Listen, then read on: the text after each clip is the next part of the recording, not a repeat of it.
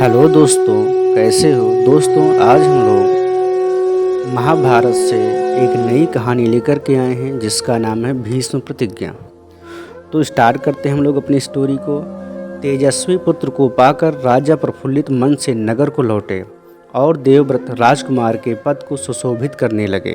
अर्थात आपने कहानी में सुना होगा, पिछली कहानी में पार्ट सेकंड में, कि गंगा माँ जब उनको फेंकने लगी देवव्रत अर्थात भीष्म को, तो राजा नाराज़ हो गए, जिसकी वजह से माँ गंगा ने उनको सौंप दिया और अपने लोग चली गई। और राजा देवव्रत को अर्थात भीष्म को लेकर के नगर आ गए। 4 वर्ष और बीत गए। एक दिन राजा शांतनु यमुना तट की ओर घूमने गए तो वहाँ अप्सरा से सुंदर एक तरुणी खड़ी दिखाई दी।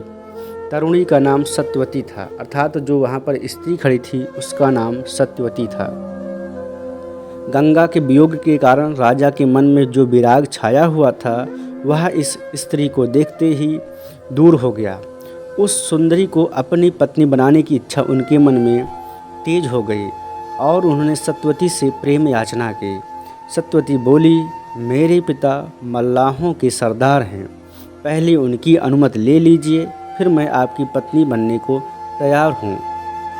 राजा शांतनु ने जब अपनी इच्छा उन पर प्रकट की तो केवट राज ने कहा, आपको मुझे एक वचन देना पड़ेगा।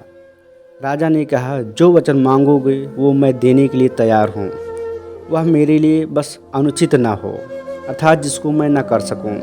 केवट राज बोले, आपके बाद हस्तिनापुर के राज सिंहासन पर मेरी लड़की का ही पुत्र बैठेगा, इस बात का वचन आप मुझे दे सकते हैं।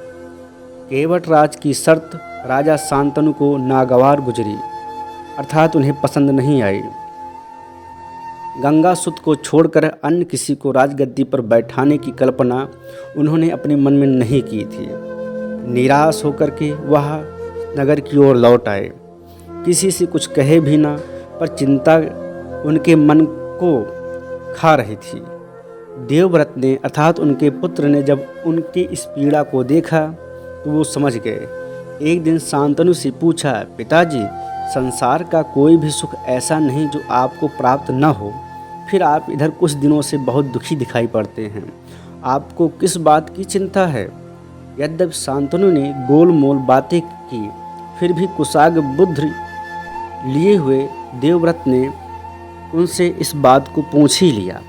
राजा के सारथी से पूछताछ करके पता लगाया तो वो जान गए कि पूरी बात क्या है। तो उस दिन देवव्रत केवट राज से मिलने यमुना नदी के तट पर गए।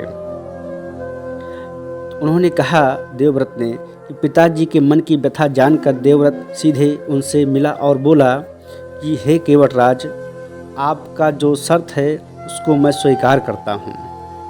देवव्रत ने कहा, यदि तुम्हारी आपत्ति का यही कारण है तो मैं वचन देता हूँ कि मैं राज्य का लोभ नहीं करूँगा।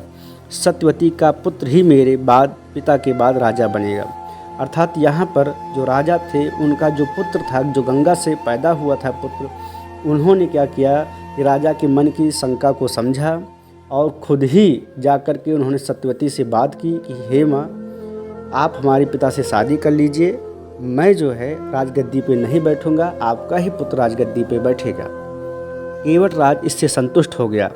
उन्होंने और दूर की सोची, बोले, आर्यपुत्र, इस बात का मुझे पूरा भरोसा है कि आप अपने वचन पर अटल रहेंगे, किंतु आपकी संतान से मैं वैसी आशा कैसे रख सकता हूँ। आप जैसे वीर का पुत्र भी तो वीर होगा, बहुत संभव है कि वह मेरे नाती से राज छीनने का प्रयत्न करेगा। इसके लिए आपके पास क्या उत्तर है। अर्थात केवट ने यहाँ पर चालाकी की। तो केवट का प्रश्न सुन करके वे थोड़ा सा असहज हुए, लेकिन देवव्रत ने यह कहा कि आप निश्चिंत रहिए, मैं भविष्य में भी कोई शादी या विवाह नहीं करूंगा जिससे मुझे कोई संतान हो, मैं ब्रह्मचारी ही रहूंगा और इस तरीके से आपका पुत्री का जो पुत्र होगा वही जो है इस पर राज्य करेगा। तब जाकर के केवट राज संतुष्ट हुआ। देवव्रत ने भयंकर प्रतिज्ञा ली थी, इसलिए उस दिन से उनका नाम भीष्म पड़ गया। ठीक है, यहाँ पर बच्चों आप समझिए कि जो देवव्रत थे उनका नाम भीष्म क्यों पड़ा, क्योंकि उन्होंने सत्यवती के पिता को वचन दे दिया कि मैं ना तो शादी करूंगा ना ही मैं राजगद्दी पर बैठूंगा। केवट राज ने सानंद अपनी पुत्री को देवव्रत के साथ विदा कर दिया। सत्यवती से शांतनु के 2 पुत्र हुए, चित्रांगद और विचित्रवीर्य।